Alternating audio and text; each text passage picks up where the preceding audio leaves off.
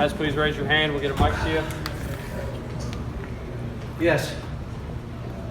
Starter Larry on the left. John, can you just kind of talk a little about what happened on the last play once you saw the shot that won the game? Look, the plays that cost us the game, and again, I don't want to take anything away from LSU to come in this building and do what they did down the stretch and make the shots that they made and basically rebound the ball offensively against us like they did. They deserve to win the game. But that being said, I love that our kids fought and put themselves in a position to win the game. And then it came down to that last play, and I mean, you have to judge it yourself, I guess.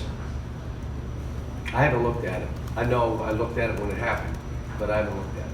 John, as you understand it, do the refs have the opportunity to review judgment calls? No, and it's another one. Do you remember we lost in the Final Four when there was a goal, a shot clock violation, and they said it was not reviewable? And then they changed the rule to say, why would you want to lose a game on a shot clock violation and it's easy to go check? Well, this one's easy to go check too. Just go check it. Why would that not be reviewable? So we're like Wilt Chamberlain. We change rules. I don't know. John, right. John, you've been saying since the beginning of the year that unless Nick gets his game going, that you guys aren't going to be able to reach your potential. Right. It's the middle of February. Do you still feel that way? Or I do. you have a plan B? I do. I do. Well, again,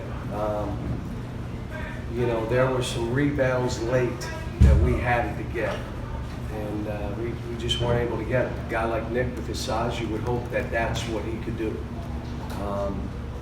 But again, you got to give them credit. They played. I mean, neither one of us turned the ball over that much.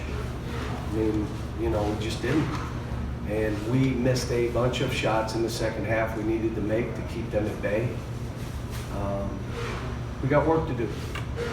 This is This game and this week is the toughest week of the season for us. These are the two games that are the tough ones. And I knew that because these guys are talented. Up front here first. How big was PJ late making those buckets? And you kind of ran the offense through him. He gave us a chance. But there's points in the game where you can get the game to 14-15. You got to play then. You can't, if you think you're going to win the game down the stretch like this as a team. I mean, Ashton didn't play well today. Didn't play well at all. I thought Emmanuel played well. Really guarded and did a pretty good job. Ashton couldn't stay in front of anybody. So every time they ran downhill, they got whatever they wanted. And they were doing it to him. Tyler got beat a bunch on drives. I mean, it's stuff that we had gotten better at. They shot the ball 32% in the first half. They shot it 51% in the second half. That's why you lose. We're supposed to be a defensive team that rebounds. Well, obviously we weren't. Give them credit. John.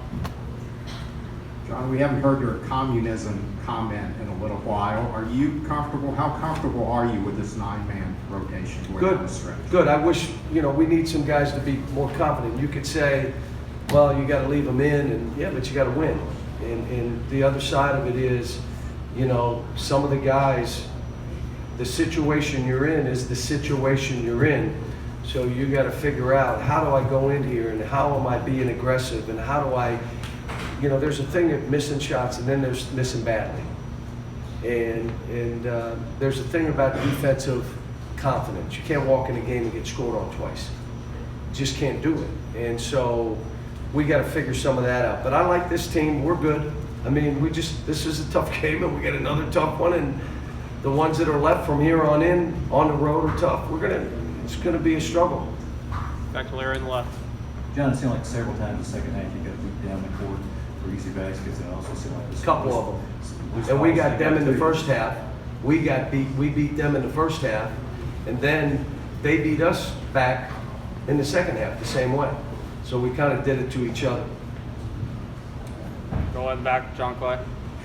John, the rebounding, you out-rebounded in the first half, they beat you on the boards in the second. Was that an effort thing, or did they do anything differently in the second? I think that the energy a little bit, we didn't block out on a couple balls. They had straight runs at the rim.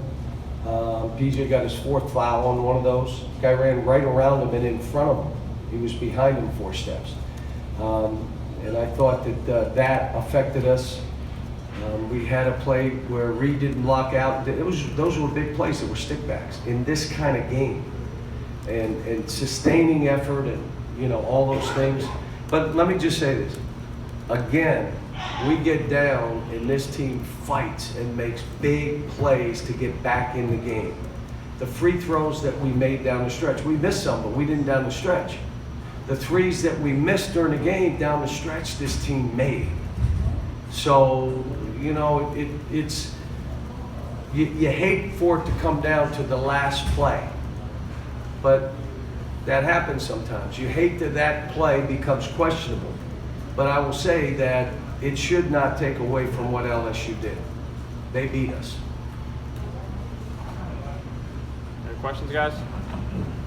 John? John, you had to be devastated hearing about John Wall's injury, but you had to be tickled to death about reports he was going to complete his degree. How important is that as far Well, as... he's gonna come back. He's starting some stuff, and I'm proud of him. But we have other guys doing it. We have 4 or 5 guys that have started already taking classes, and you know, the kids here have lifetime scholarships, and they can come back when they choose to.